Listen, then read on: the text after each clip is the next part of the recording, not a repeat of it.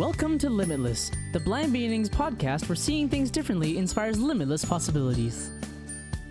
This podcast is being brought to you by Blind Beginnings, an organization based in Vancouver, Canada, that supports children and youth who are blind or partially sighted, along with their families.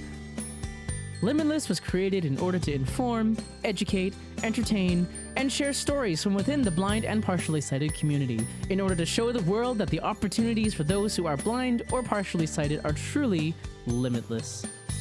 And now, it is my pleasure to introduce you to your host, the Executive Director and Founder of Blind Beginnings, Shawn Marcellet. Welcome back to Limitless, the Blind Beginnings podcast. I'm your host, Shawn Marcellet. Thank you so much for joining us again this week. This podcast is being released on International Women's Day.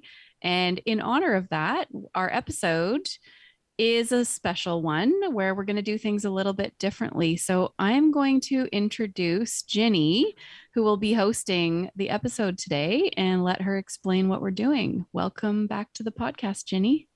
Thanks, Shawn, and welcome everyone. Thanks for being here. As Shawn said, this is a very special episode of the podcast, and it's being released on International Women's Day. So what we're doing today is we have two guests, which I will introduce in a moment, and I will be asking them questions about their experiences and thought about their jobs as leaders within Blind Beginnings. So I would like to introduce Shawn, who many of you listeners probably already know, the host of this podcast. Welcome, Shawn. And I would also like to introduce Lia Dicicco, who is our operational director of Blind Beginnings. So welcome you both, and I'm excited that you both are here. Thanks, Hi, Jinnie. Jinnie. Thank you. I'm excited too. Yeah. So Shawn, many of our listeners probably do know you from our previous episodes, but do you want to just maybe give like a brief overview of your job, who you are, and a little bit about Blind Beginnings if you'd like? Well, I hope our listeners know me. Otherwise, they should really start listening to some other episodes. And I just want to add that Jinnie is also a staff with Blind Beginnings. She's our new program coordinator. So this is a staff episode today, which is kind of exciting. So yeah, I'm the executive director and founder of Blind Beginnings. Blind Beginnings was founded in 2008. And I just felt that there needed to be an organization devoted to children who are blind and partially sighted and their families across BC. And kind of, started the organization. It was like a passion project that I didn't really know how to necessarily lead a nonprofit, but just thought it was a really important cause, and one step at a time tried to build this organization. So I don't think I need to say too much more than that at this point. No, that's wonderful. And Leah, so many of our listeners probably don't know who you are.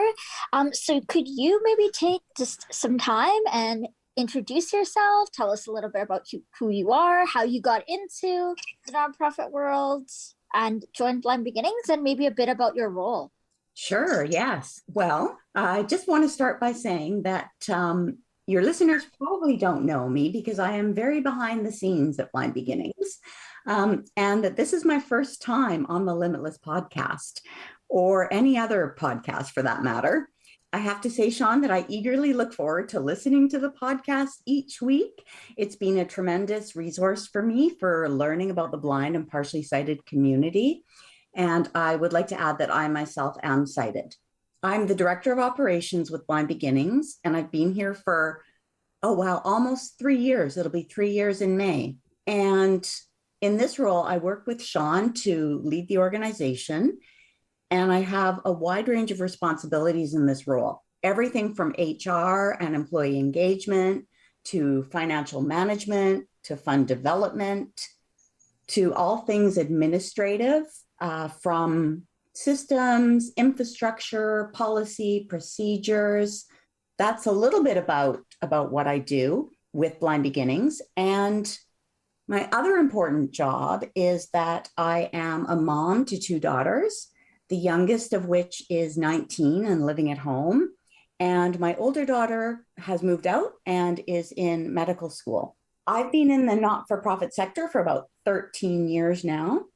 And I started off my career very, very, very long ago in the corporate world. I worked for a large international construction company for almost 10 years, where I was only one of two women working with about 30 men. And I worked my way up in that corporation. And when I left, I was the assistant to the general manager. I made the decision to leave as I realized that I was very unhappy. And it was a pretty negative work environment. And then I was self-employed for a year. Then I joined a precious metals company as a credit and administration manager, still in the for-profit sector. And I was there for about 5 years. I started full-time. I took a year off to have my younger daughter. And I made the decision to return to work on a more part-time basis then, working 3 days a week, 1 week, and then 4 days a week the next week. And that I found was a great balance. And during all that time, I'd been a very active volunteer with the Burnaby School District. I was on the PAC executive for very many years. I was ahead of a variety of committees. I participated at the district PAC level and was involved in a lot of initiatives, everything from, installing a new playground to different policy and such.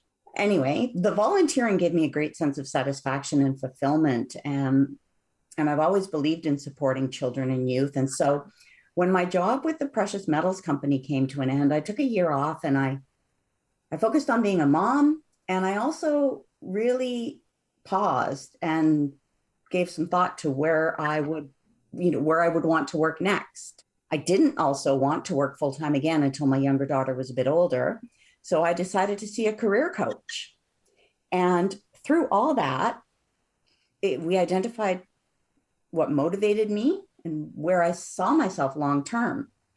And the coach suggested I started looking into not-for-profit positions. And when I did, I found a part-time job posting for Art Starts in schools. And I knew of Art Starts from the volunteering I did. I was with Art Starts for 10 years. And after a few years, I ended up working full-time again. There, I was the director of finance and administration. And I spent a year as the interim executive director. And then when my position there ended, I knew I still wanted to work for an organization that supported children and youth. And that brought me to Blind Beginnings. That was probably a very long introduction, Jinnie, but No, that's how I came to be at Blind Beginnings. No, that was great, Leah. Thank you so much for sharing that. Can I just add something? Because I feel like it's important that, at the time when Blind Beginnings decided that we needed a director of operations, I was feeling pretty overwhelmed as the executive director. And a lot of the things that Leah described in her job are the things that I'm not excited about doing. And so it was sort of this, let's take all the things off my plate that I don't feel are my strength or my interest and create a position so that we can find somebody to help in this co-leadership model. So I think Leah's been a fabulous addition to the team, and leading the organization with her help has been phenomenal for me. So incredible, and allowed me to focus on program development and counseling and, sort of the raising awareness about the capabilities of people who are blind, this podcast, those kinds of things that I am excited to be doing. So I think it's important for us to mention that. So before we move into asking you guys some questions, I'm just going to take a minute here and read out some stats that we found. Women account for 47.7% of the global workforce, but within the non-profit sector, about 70 to 80% of the people working there are women. So why do you guys think that this is the case? Well, I mean, I have nothing to compare it to because I feel like my entire work experience has been in nonprofit. A lot of volunteer experience on boards and working for different nonprofit organizations as early as like summer jobs through university. But Leah, I'm curious because you've had an experience in the corporate world as well, and you mentioned that it was predominantly male where you were working. So why do you think so many women are attracted to the nonprofit world? Well, I read something really recently in Forbes, and it was all about, it was an article all about International Women's Day. And one thing that they quoted really resonated with me and is one of the reasons that I feel that women are more predominantly represented in the not-for-profit sector. And that's because in Forbes, what they say is that typically men fight for power and women fight for purpose. Mm-hmm. And when I read that, that really, really resonated with me. It was really challenging for me to find a part-time role in the corporate sector that allowed for me to feel like I was making a difference and that allowed some work-life balance. And again, as I felt that after I had my second daughter, I was in a position where thankfully I was able to financially afford working part-time. And I really wanted to make that decision to re-enter the workforce on a more of a part-time basis. And I think what some not-for-profits do is they can sometimes be more flexible with what they offer than a corporate environment can. They're not as tied to salary bandwidths and job descriptions and things like that. And so they're able to design roles that might be at a more senior level with the flexibility of working part-time. So you did mention that seems to be more flexibility within the nonprofit sector. And I'm wondering what that looks like for both of you in terms of your own roles at Blind Beginnings. Well, I can start. I mean, I was, already running Blind Beginnings when I had my son. And so maternity leave was interesting. And I was never fully gone, but I think coming back with a baby and some days I would bring my son into the office with me when he was a baby. I would bring him to programs. I still bring him to programs, or at least I did before COVID. My family's been able to come to camp with me. Because and that's not specifically because it's a nonprofit. I think it's because it's an organization that supports families. So I think there's a benefit in our members seeing my family and seeing me in the role of mother and all of that. I definitely feel, it helps when you are the boss, so to speak. I can flex my hours.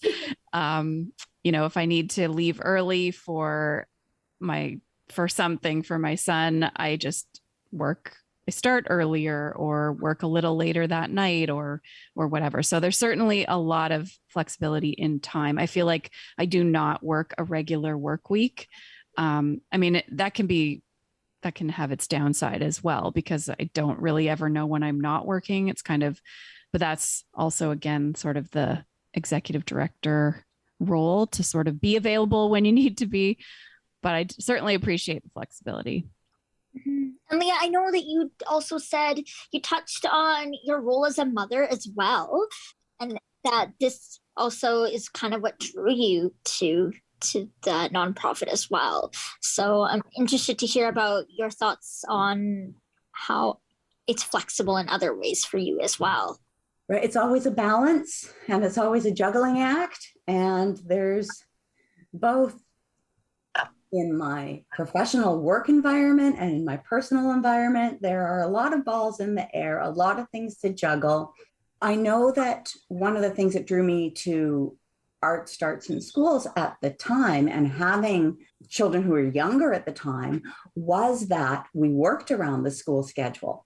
So it was fine for me to take time off at spring break when the girls were off, summer when the girls were off, Christmas when the girls were off. And I also felt there is, and not all not-for-profit organizations, but many not-for-profit organizations that are run by women that work with schools or work with families do sort of have a better understanding of what it takes to balance both worlds and are more accommodating. Even just like having your cell phone on you in a meeting because the school could call or the daycare could call or the babysitter could call. Like, I feel like I don't feel, I think people are understanding of that. Completely. I know I've done it myself a couple of times, haven't I, Shawn? Mm-hmm. And just, apologize. I'm sorry. I have this personal thing going on with my daughter, and I'm going to have my cell phone on during the meeting. Mm-hmm. And I can tell you, I would have never been comfortable doing that in one of my other roles in the more corporate setting.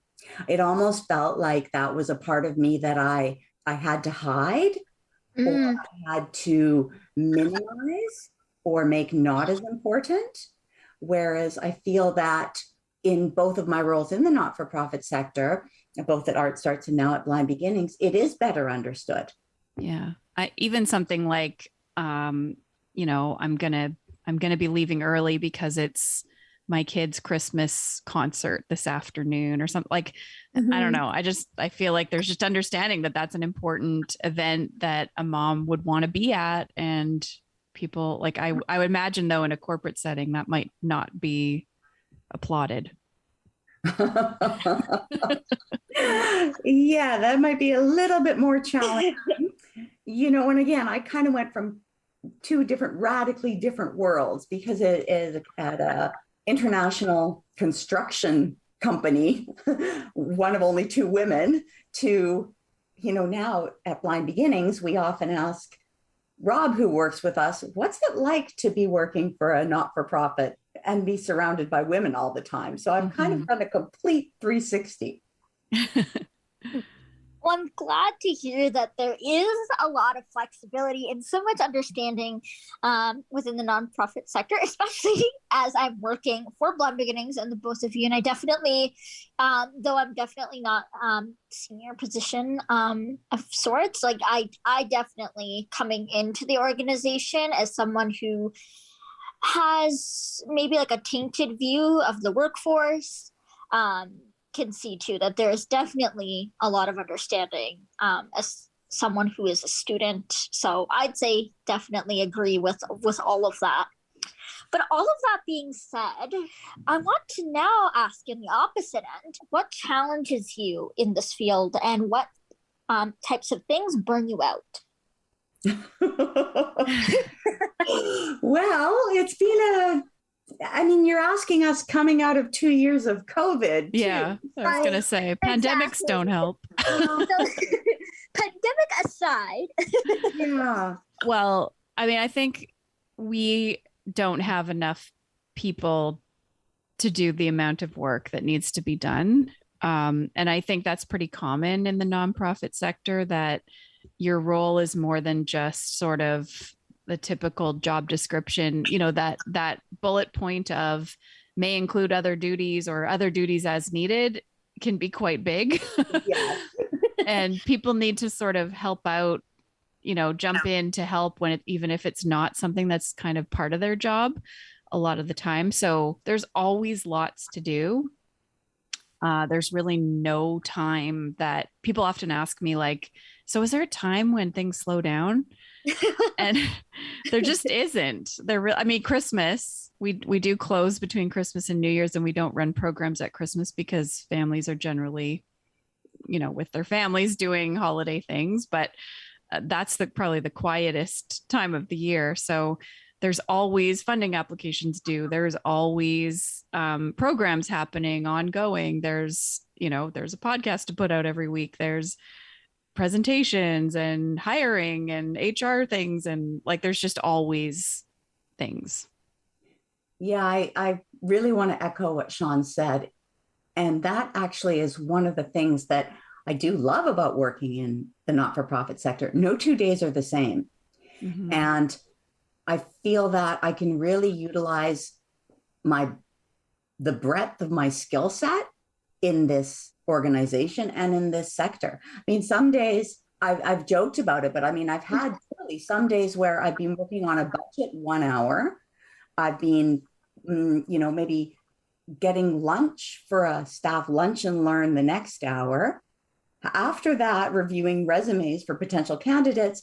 And then I recall in a previous role that I had, we would do a conference. And so my evening responsibility was being the bartender. So it's really varied. And that's the great part about working in the not-for-profit world. The flip side to that is it can also be the most difficult part because you are juggling a lot of different things. And there are days where everything is a priority. So really honing into what are the kind of the top 3 things that I absolutely have to get done today, and being okay with letting those other things slip for a day or 2 or 3. Yeah. And I think if you are the type of person that likes to see a task come to its end, I mean, sometimes I guess that some of the things we do maybe do have an end to a project or something, but for the most part, like there's always a list of things and I never see the end of it because things are constantly being added while you're working away at all the things that you need to do. So I also really love variety. I think I would be bored in a job that I just sort of did the same thing day after day after day.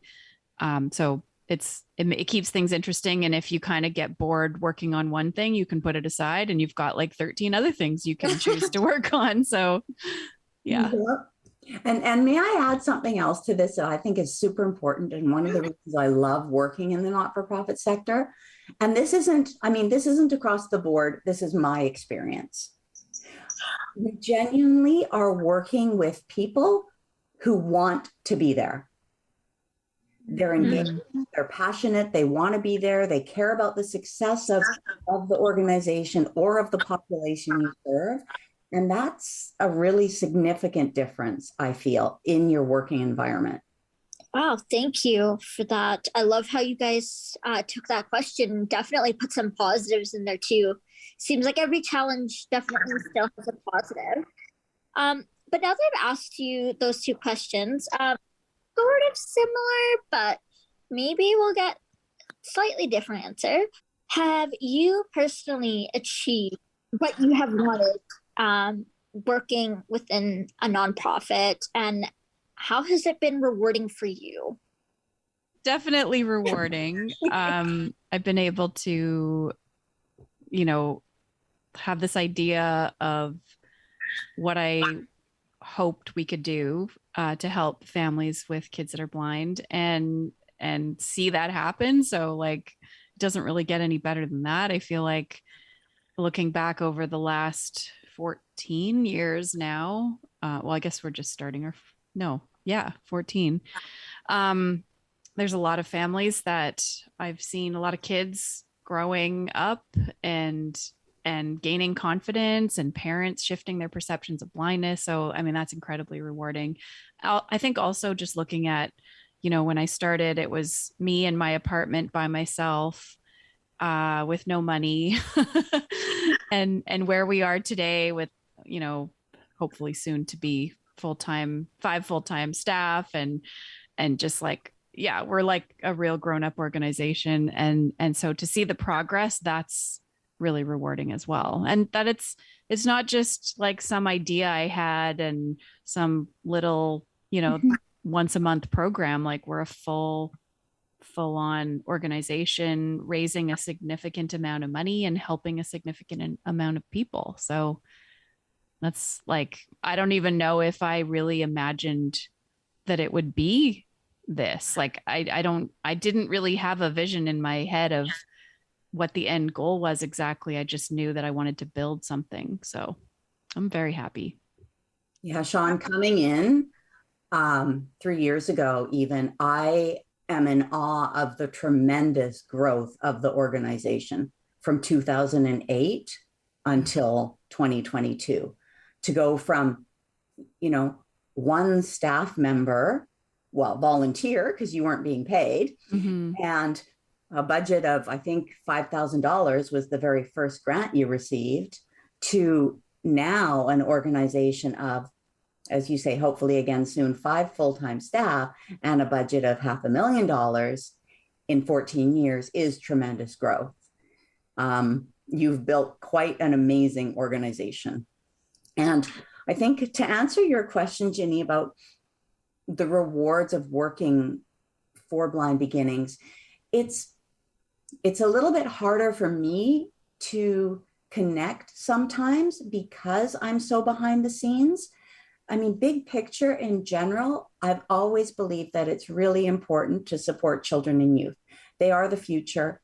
They're the best chance society has. So it is rewarding for me knowing that I work for an organization that is making a difference in the lives of children and youth, and now in the lives of children and youth who are blind or partially sighted.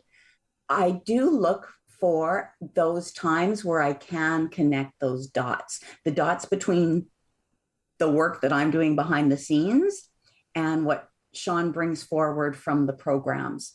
So, at our staff meetings, we'll talk about some successes from the week, some challenges from the week, mission moments from the week. And those are the moments that I feel really the most connected to what we do. When Shawn brings forth a story that really demonstrates the value of the program or the work we're doing or the impact on a young person or their parent, I find those moments to be really, really rewarding. And I have to say that it is those moments that keep you going when it's your 4th meeting at night this week, or there's a grant deadline, or there's a whatever, right? It's sort of like, right, yes, this is this is why we're doing what we're doing. Yeah. And if I might just add, it's been a little bit more challenging for me to kind of connect with the community that we serve, because as I mentioned, I joined in May of 2019, and by March of 2020, so not even a year later, we were fully remote. So I haven't really had the opportunity to kind of connect personally or sort of one-on-one or in person with our community. So I am definitely looking forward to the ability to do more of that. Okay, I'm going to switch into asking a couple questions about being women leaders. Do you think that there are benefits and or deficits to being a woman leader?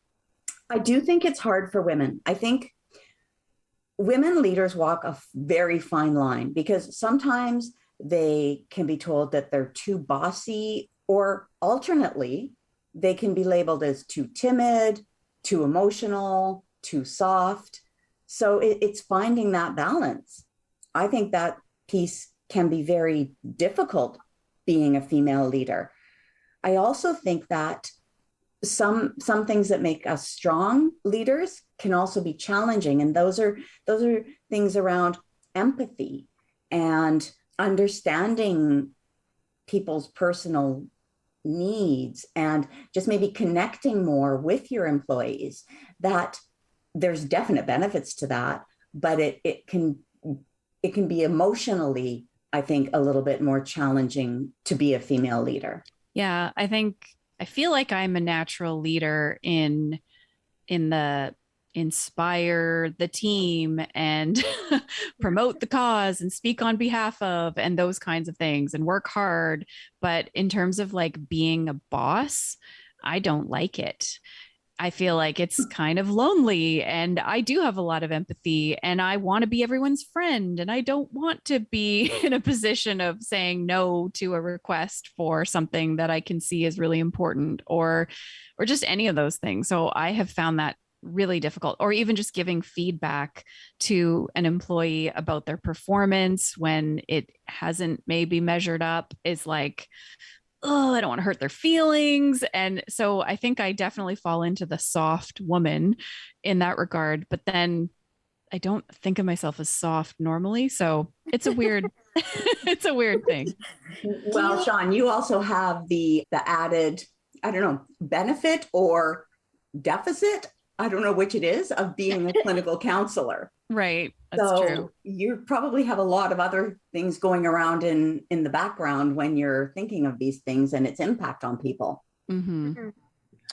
May I throw in another stat that I found really interesting? Yeah, of course. And that is, this was again in that Forbes article I was reading, and it said that 38% of people prefer to work for a female boss compared to 26% of people who prefer to work for a man. And Wow. 35% said they had no preference.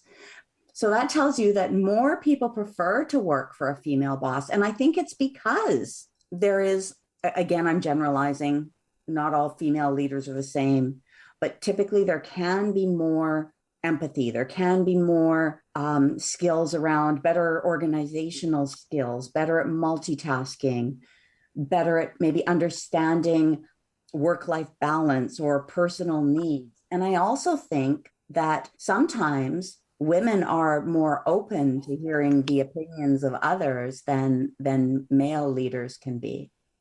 Mm. Shawn, you kind of said something about like the differences between a leader and a boss. Do we think there's a difference there between a leader and a boss? Well, it's interesting because like, I'm not sure exactly, but I know when I started Blind Beginnings, I actually never imagined I would have a staff. I just had this cause that I thought was important, and I had this goal, and I was just working towards it. And along the way, many people helped bring that forward, board members and volunteers. And for a couple of years, that's how things went. And then when we got to the point where we were actually hiring, for a while there, it was just one other staff and me. And I never really thought of myself necessarily as a boss, but found myself in that role, like, because I was, but I didn't have any training in how to do that or be that. And so I guess, I don't know, like, it seemed like one came with the other. And if I could be the leader without being a boss, that would be my dream. Like, I don't want to be the boss. I'm happy to lead, but someone else can be the boss. How about you, Leah? I'm glad Shawn went first because it gave me a pause to think about this. And I remember I have a little black book from my time as the interim ED. And I have a little quote in the very front of that book, and it says, "Great managers know what they need from others. Great leaders know what others need from them." I love that. Cool. Yeah, I really, really like that. And it's really about leaders recognizing, I think, and understanding what motivates their team, what people's unique skill sets are. I think that a really good leader can adapt the way they're leading based on the people that they are leading, because different people need different things from their leaders. And I think that that's a difference between a leader and a boss, because a boss, I think, goes in and says, "This is how we do it, and let me know when it's done." And a leader more goes in and says, "This is what we need done. How can I support you to make it happen?" I like that. I especially like that quote. Shawn, because you are a disabled woman, I want to know that if this intersectionality poses its own challenge for yourself when you're in your leadership role. Yeah. I mean, I feel like if I was applying to be the executive director to a nonprofit that had nothing to do with disability, the fact that I have a disability would probably hurt my chances potentially of getting that role. Of course, at Blind Beginnings, well, I wasn't hired. So it was kind of a non-issue, but I think in this situation, it's an asset. I did feel, especially in the beginning, I'm going to say like the first 5 years, maybe even more than that, because I grew up in British Columbia as a teen with a visual impairment, some of the professionals that I now work with were like knew me as a kid and knew me as a teenager and saw me growing up. And so when I started Blind Beginnings, I felt a little bit like I wasn't taken seriously. Like, oh, isn't that nice that Shawn started a nonprofit? Good for her. And now, being that we've been here as long as we have, and we're not going away, I think I have some credibility now, and I don't so much feel that, but I definitely did for a while with some of those individuals who had known me before. And it's interesting that, working in the field of working with children who are blind, there aren't that many blind professionals. So I am a minority. I'm often connecting with sighted people who, are passionate about working with blind children, and that's fantastic. But there aren't very many of us who are blind who are in this field. So that is different. And I think it also plays into working with parents. Sometimes I feel, even as a counselor, that a parent might have a challenge saying to me, I'm really sad that my child's blind, because maybe they're worried about offending me because I'm blind. So there's it plays in there as well. So definitely a factor. I mean, in terms of like leading a team, I haven't really felt it. Well, certainly at Blind Beginnings, it doesn't feel like a barrier. I think I'm often looked to as, please explain this to us from the blind perspective, or, definitely seen as an expert in that area, which I appreciate. I don't feel that there's a lack of respect from anybody that works at Blind Beginnings. Like, there's no like talking down to because I'm blind, or any patronizing or anything like that. So, well, yeah. I'm glad, because as someone who, who is also a woman and who is blind, and also coming in again to Blind Beginnings, I definitely feel that safety and security there. But I too always wondered this, being part of these two minority groups, how that might impact me if I tried to apply for a job somewhere else, and stuff like that. So thank you. I mean, now that I have 14 years experience leading a nonprofit, I think I could put my resume in against some sighted folks, and, hopefully I think the organization has, because we've done as well as we have, brings me that credibility, right? So when you can say that your organization got to a certain revenue level or size or whatever, then, I could probably get an interview, I think, but I'm not interested. Definitely. Yeah. You've got a few things to put on your resume. Yeah. Speaking of all that work that, Shawn, you have to put on your resume, and all that work that you do, Leah, let's talk a little bit about mom guilt. And I know that we've touched on this in the beginning. So how does this impact you? Does this frustrate you when people ask this of you because you are a woman, specifically about work-life balance? And how do you show yourself self-care, being, working during the days, maybe, being with your family in the evening? I definitely have mom guilt a lot. I feel very, I think being in my position at work and being a mom, and because Blind Beginnings, I often say Blind Beginnings was my baby before I had a baby. So I love them both, and I often feel torn. So I do feel like I'm not available for my kid as much as I would like to be. And some days, if he's sick or something, I feel like I can't be available to Blind Beginnings as much as I'd like to be. So there's it's a trade-off. But I also know that I was not meant to be a stay-at-home mom. I need more in my life. I need to feel like I'm contributing more, and not that being a mom isn't contributing. It absolutely is. And that's probably the most important job I'll ever have, but I need more than that. And I hope that I'm just teaching my son that, I don't know, that being a woman doesn't like mean that you can't have a job and have a career and pursue goals and all of those things. Cause I don't think it should matter what your gender is. If you have career ambitions, you should go for them. So, but yeah, it is a balance. Not fantastic at the self-care work-life balance thing. So it's a work in progress for me. I exercise regularly, and that's a stress relief for me. I try to actually schedule in fun in my week.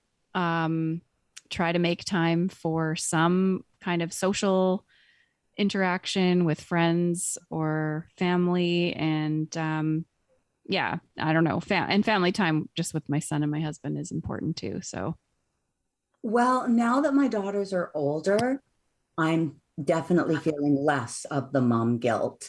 It is a big relief.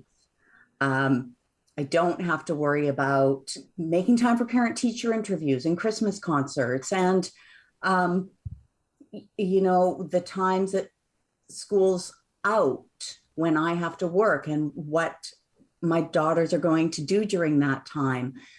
I really struggled with that when my daughters were younger. And I feel that that's probably one of the reasons why I made the decision to work part-time for a period of time while my younger daughter was younger. I worked full-time with my older daughter from the time she was 6 months old because, well, I'm probably aging myself, but at that time, maternity leave was just 6 months.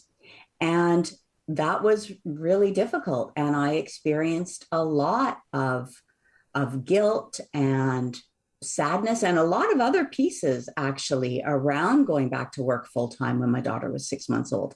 So it's something I've always worked through and tried to balance, but it's also been a part of forming my career decisions as well, to be able to better balance things and feel that I'm doing a good job as a mom and I'm doing a good job as a leader. And the question around self-care, like Shawn, I schedule it. So today's a good example. I know it's going to be a really, really long work day.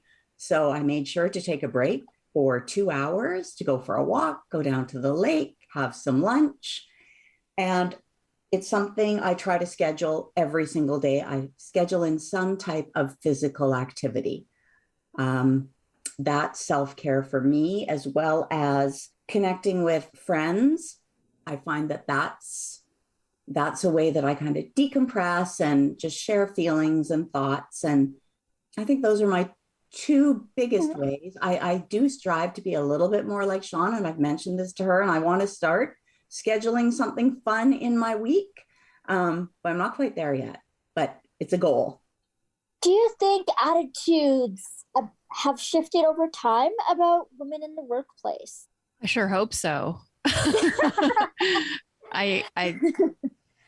I feel like, I mean, I guess it depends when we're comparing, but absolutely, like just watching TV shows from the 60s or the 70s, like definitely. But I feel like I can't even make a fair comparison because I have worked in nonprofit. So there's always been a lot of women around me. What do you think, Leah, from your corporate days to now? Well, I'm actually going to kind of answer the question through the lens of now having older daughters.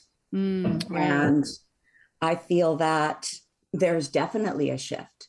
I've seen it in them. I've heard it in them, the conversations with them and their friends, their aspirations.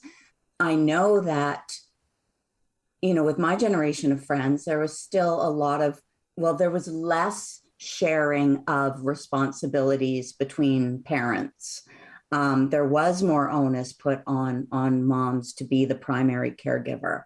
Quite often, things deferred to the male's employment or role or responsibilities.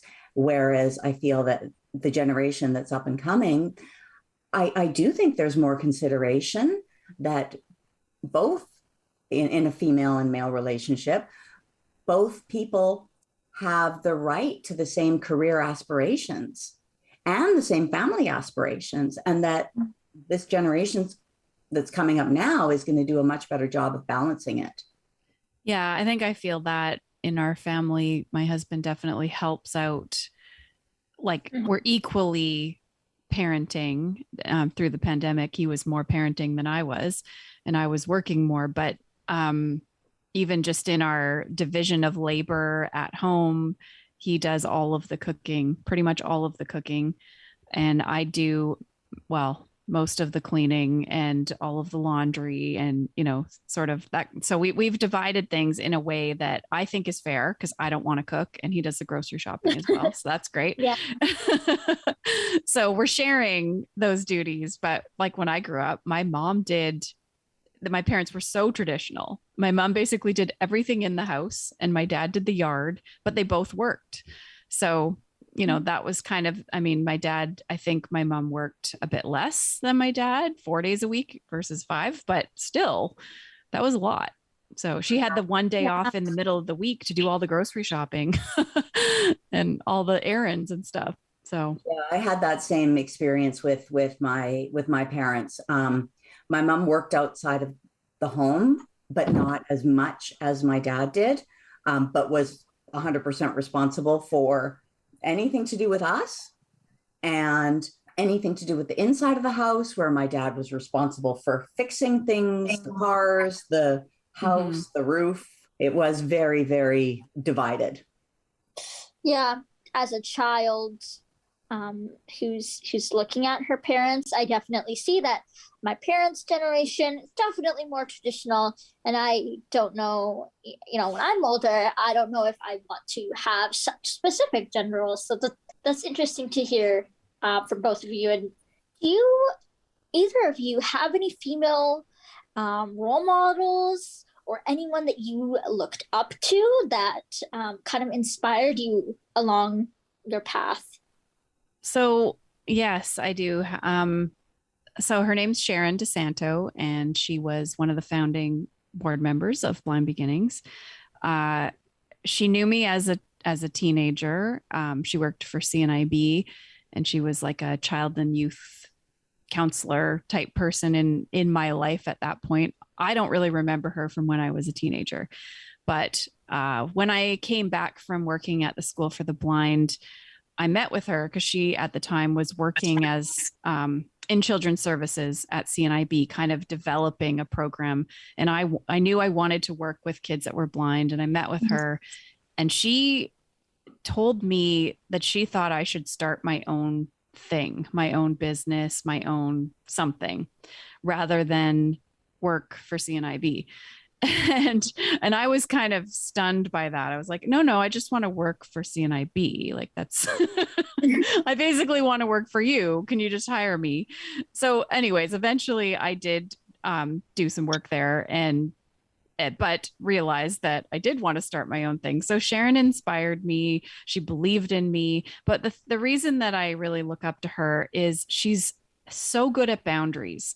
Like, she knows exactly what she's able to do. She raised 4 kids while working full time. I think she separated from her husband. So like single mom, raising 4 kids and working.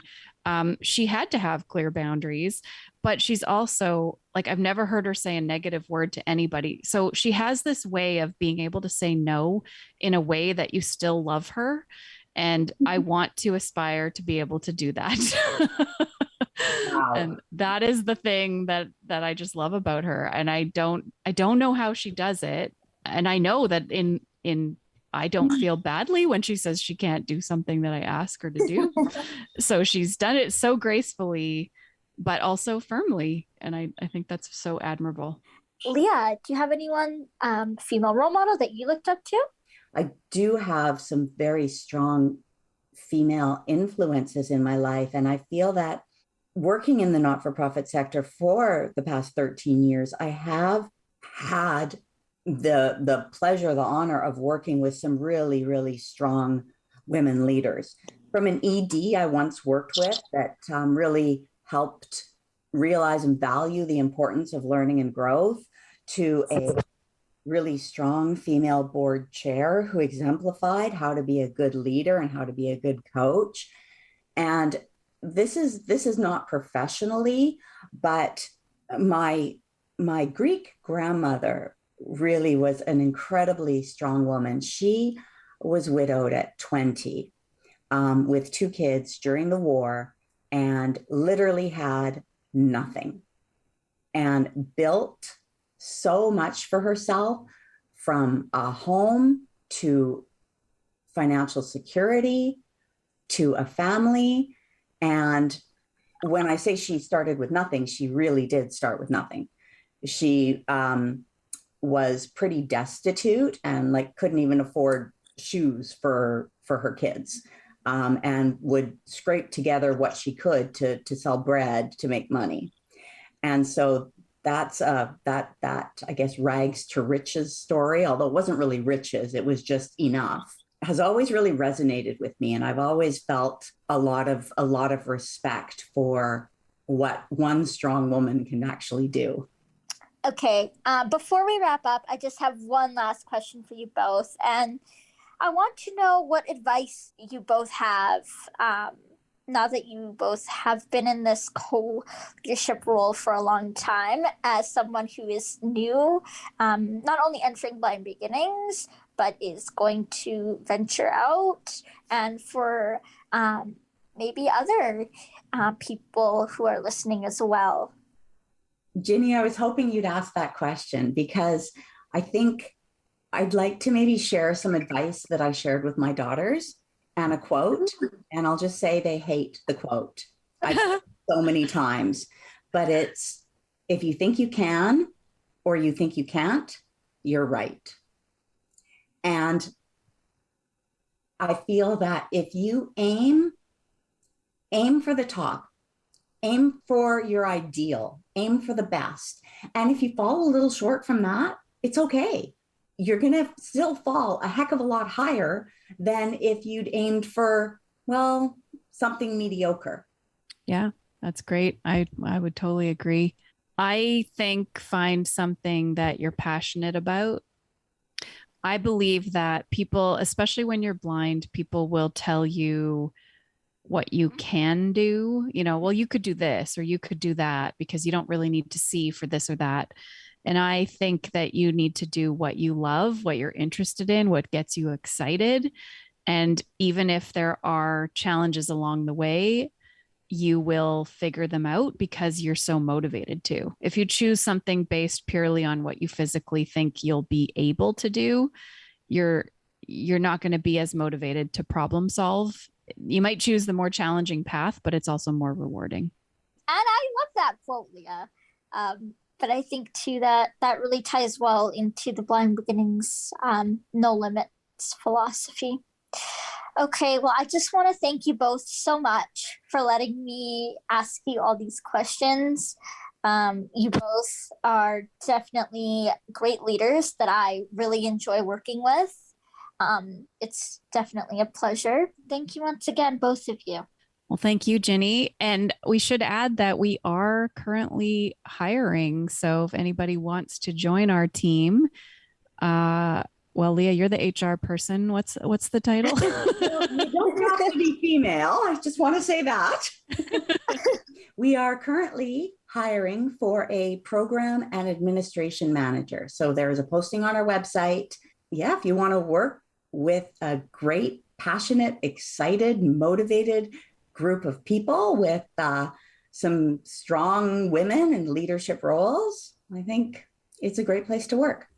You've been listening to Limitless, the Blind Beginnings podcast. If you have a question, a comment, a future topic request, please send us an email to limitless@blindbeginnings.ca. Please share our podcast with a friend, like, subscribe, leave us a rating, and join us next time. This podcast has been brought to you by Blind Beginnings, an organization based in Vancouver, Canada, that supports children and youth who are blind or partially sighted, along with their families. Music for this podcast is composed by Shawn Bishop and Clement Chow. Production and audio editing by Rob Minot. For more information about Blind Beginnings and the work it does to support children and youth who are blind and partially sighted, along with their families, visit us on the web at www.blindbeginnings.ca, and also remember to follow us on Facebook, Instagram, and Twitter. We thank you for joining us, and we look forward to seeing you next time.